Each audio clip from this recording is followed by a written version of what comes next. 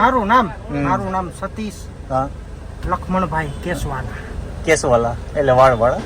વાળવા યસ કેસવાલા. પેલા બહુ વાળ લાંબા રાખતો. હેલો મિત્રો, જય માતાજી, જય Mogal. Welcome back to my channel RG travelling બ્લોગમાં આપનું સ્વાગત છે. અત્યારે અમે જઈ રહ્યા છે કેશોદ અને મારી સાથે છે ચિરાગભાઈ. જય માતાજી. બાપા સીતારામ. આજે કેવો આમ વ્યૂ કેવો આવે છે? આહલાદક વ્યૂ હે, આહલાદક. મોજ જ આવ્યા રાખે. ઘડીક વરસાદ આવે છે ને ઘડીક તડકો આવે છે મેં ઓલો વરસે એટલે કાંઈ ન ઘટે. ને બાકી જો ગઢ ગિરનાર તમને સામે અહીંયા દેખાય છે.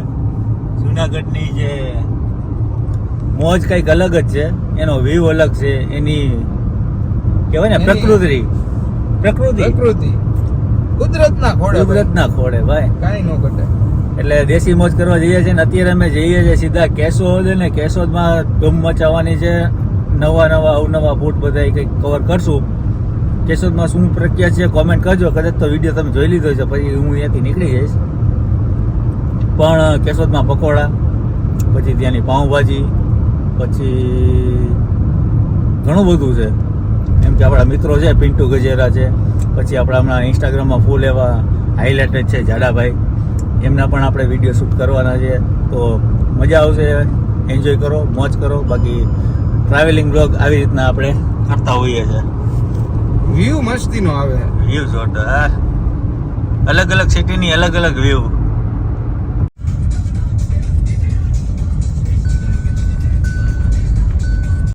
ઉપલેટા ઉપલેટા નહીં, કેશોદ પહોંચી ગયા છે. અને આપણા પિયુભાઈ. આવો રાજબા, આવો. કેમ જય છો? માતાજી. જય માતાજી, જય મોગલ. જય મોગલ. કેમ છો? કેશોદમાં આવી ગયા ભાઈ. હા, કેશોદમાં આવી ગયા રાજબા. કેશોદની મોજ ભાઈ. ઓમ સાઈ એન્ટરપ્રાઇઝમાં આપણે પહોંચી ગયા અને કેશોદમાં એન્ટ્રી કરી લીધી છે. હવે ધડબડાટી બોલાવશું. પહેલાં તો ઓફિસે આવીએ અને મજા કરીએ. શું કહે પિન્ટુભાઈ? આનંદ.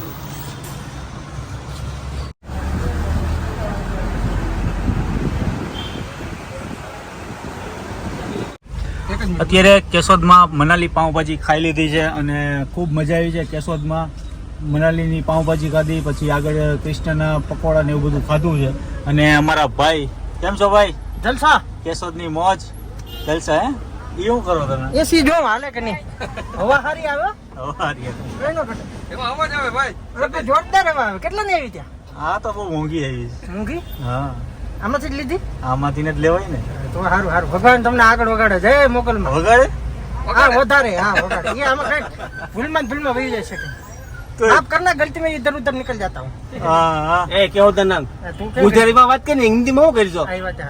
आपको एक तो हिंदी आवड़े नहीं. हमको हिंदी आवड़ता है पर थोड़ा થોડા આવડતા હે. આજુ નહીં અમારાથી કેન્સલ वो कई प्रकार નો निकल भाई. આ અમારા કેશોદના નંગ છે ભાઈ સતીશભાઈ. ઉર્ફે સતીશભાઈ. પૂરું આપણું નામ તો કહી દે તમારું. મારું નામ સતીશ હા લખમણભાઈ કેસવાલા. કેસવાલા એટલે વાળવાળા.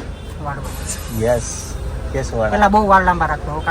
અચ્છા, તો તમારું ઇન્સ્ટાગ્રામ આઈડી શું છે? લોકો ઘણા બધા કેશોદ તમારા ટ્રેન્ડ. કેશોદ ટ્રેન્ડ ઘણા બધા કેશોદના વતનીઓ છે, બધા ફોલો કરે છે ને ના કર્યું હોય તો ફોલો કરી નાખજો. બરાબર ને? આવ હવ ચાલો, ખરેખર મજા આવી, મોજ આવી ગઈ. જે આપણે અહીંયા 2-3 વિડીયો બાકી છે એ કરવાના છે. તો જઈએ છે આગળ. જય માતાજી. આખો આશ્રમ આવી જાય એવું. એકવાર તમે આમાં જમ્પ લાવો ને.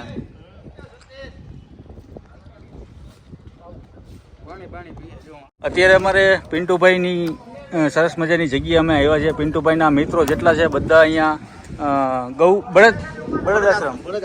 બળદ આશ્રમની સેવા આવ્યા છે અને વિડીયો પણ શૂટ કરી નાખ્યો છે.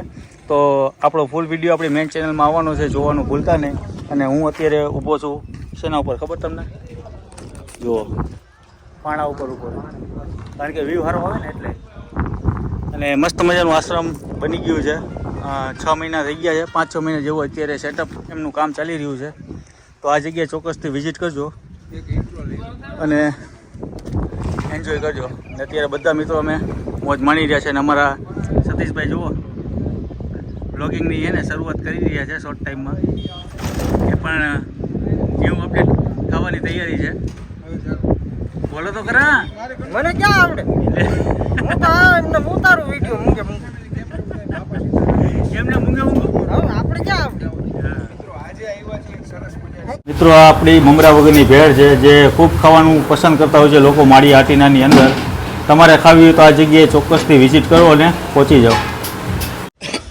સ્ટાર્ટ. હેલો ફૂડી ફેમિલી, કેમ છો બધાય? બાપા સીતારામ, જય શ્રી રામ બધાય વાલા મિત્રોને. આજે મિત્રો હું સરસ મજાના ઐતિહાસિક મંદિરે તમને લઈ આવ્યો છું. હું આવ્યો છું માળિયા હાટીનાની બાજુમાં આવેલું લાઠોદરા ગામ, જે માળિયા હાટીનાથી ફક્ત 4 કિલોમીટર આવેલું છે. ત્યાં આવેલું છે ઉધારિયા ગણપતિ દાદાનું મંદિર. અને મારી સાથે જોડાઈ ગયા છે અત્યારે અહીંના લોકલ એવા એક્સપ્લોરર એવા કરણભાઈ ચુડાસમા, જેનું પેજ છે આપણું માળી હાટીના. સરસ મજાનું નામ છે, ફોલો કરી લેજો. હવે કરણભાઈ, અમારા દર્શકોને એ જણાવો કે આ ઉધારિયા ગણપતિ દાદાનું મંદિરનો ઇતિહાસ શું છે? ચિરાગભાઈ, આપણે અત્યારે લાઠોદરા ગામમાં છે, બરાબર. દાદાનું મંદિર છે ને બહુ ઐતિહાસિક છે, બરાબર.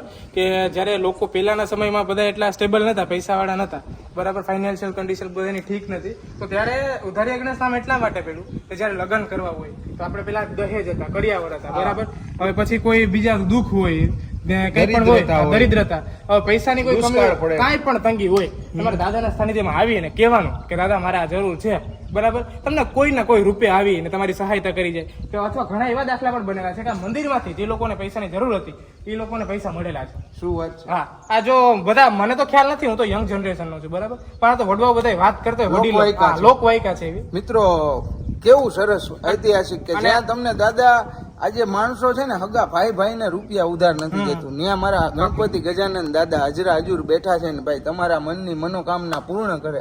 ખાલી એકવાર દિલથી તમે દાદાના શરણોમાં આવી જાવ એટલે વાલા કાંઈ નો ઘટે. અને ચિરાગભાઈ, અહીંને જેટલા લોકો માને છે ને આજે એમને પણ સારું પણ છે, કેમ કે અત્યારે જે લોકો દાદાને માનતા એમાંથી મોસ્ટ ઓફ અત્યારે એબ્રોડમાં છે, વિદેશ, બરાબર, વિદેશમાં. એટલે કાંઈ ઘટે નહીં, ફાઇનાન્શિયલ કન્ડિશન ખૂબ સારી થઈ ગઈ છે, બરાબર.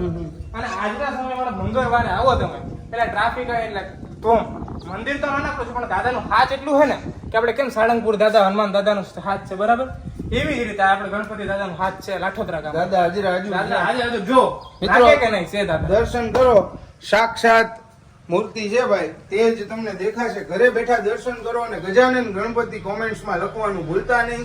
અને તમારા સગાવાલા ફેમિલીના વિડીયો શેર કરજો, જેથી આપણે કોકના દુઃખમાં સહભાગી થાય. અને આ વિડીયો વધારે લોકો સુધી પહોંચાડજો, જેથી લોકો પોતાના દુઃખ દરિદ્રતા દૂર કરી દાદાના સાનિધ્યમાં આવી અને એકવાર દર્શન કરો દાદાના, તમારી મનોકામના પૂર્ણ થઈ જશે. માંગો 20 આપે 30 એવો મારો દ્વારકાધીશ ગીત છે ગીતારા બારીનું. એવી જ રીતે માંગો 20 અને આપે 30 એવો મારા ગણપતિ દાદા લાઠોદરા. વાહ, કાંઈ નો ઘટે. તો સ્ક્રીન ઉપર એડ્રેસ દેખાય છે. જ્યારે પણ તમે કેશોદ બાજુ આવો, શ્વાસણ જતા હોય, ગીર જતા હોય, તો એકવાર ફેમિલી સાથે આવી દાદાના દર્શન કરો ચોક્કસથી. સરસ મજાનું અહીંયા લોકેશન તમે જોવો ને તો એવી શાંતિ છે ભાઈ, નીરવ શાંતિ છે, જ્યાં તમને આહલાદક આનંદ મળશે એની મારી ગેરંટી, અને મોજ આવી જશે એની 100%ની ગેરંટી. તો એકવાર આવો, તમને પાછળનું બેકગ્રાઉન્ડ બતાવું. પાછળ આપણે મહાદેવનું મંદિર છે, અહીંયા સાક્ષાત અહીંયા પણ જઈએ હમણાં. મહાદેવ દાદા બિરાજમાન છે. પછી ગ્રીનરી જોવો ફરતી તમે. વરસાદ અહીંયા થાય ને ત્યારે પિકનિક માટે બેસ્ટ સ્પોટ. ફેમિલી સાથે આવ્યા હોય ને તો મનની મનોકામના તો પૂર્ણ થઈ જાય, પણ મનને આહલાદક આનંદ આવી જાય. એટલે અમે તો ભાઈ અત્યારે બહુ મોજ આવી ગઈ છે અને દાદાના દર્શન કરીને અમે તો સાનિધ્યમાં આવી ગયા, એટલે કાંઈ નો ઘટે. મોજે અખંડ મોજ, અખંડ મોજ થઈ ગઈ. હાલો અહીંયા જઈએ, મહાદેવના દર્શન કરી આવીએ. જો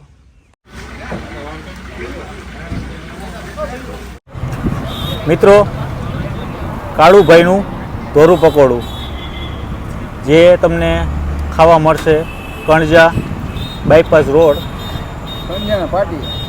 ભાઈ હું ખાવું બે જણા? દીપકભાઈ, આપણે સમોસું, ભાઈ પકોડા ખાય છે. તમે એમાં ધોળું ખાધું, અમે લાલ ખાઈ.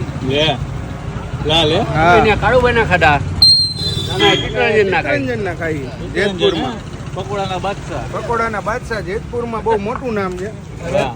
દાળ દાલ વડા, વડા, ઓહો, આ શું હે? ગરમા ગરમ દાલ આવડા વડા, મોટા? જમ્બો સાઈઝની. જમ્બો સાઈઝના દાલ વડા અને ગરમા ગરમ પકોડા. આવા હોય તો પહોંચી જજો નવાગઢ ચોકડી પાસે, નવાગઢ ગઢનાળા પાસે ચિત્તરંજન પકોડા પણ બહુ કરી હોય હજભાઈ. હા, સવારે આપણે ચા પીવા ઉભા રહ્યા, એ ભાઈ નામ શું હતું? કાળુભાઈ. પછી બપોરે ગાંઠિયા ખાધા તેમાં મેંદેડામાં, એ ભાઈ નામ શું હતું? કાળુભાઈ. અને કણજામાં ખાધા પકોડા, એ ભાઈ નામ કાળુભાઈ. અત્યારે હીરો આવી ગયો. અલે બુરા તારું નામ શું હે? જ્યોતની જેમ જગ્યામાં પણ જગારા મારે હો. આજે સવારનું અમારે કાળું ઢોળું જ હાલે. સવારે કાળું ને અત્યારે ઢોળું.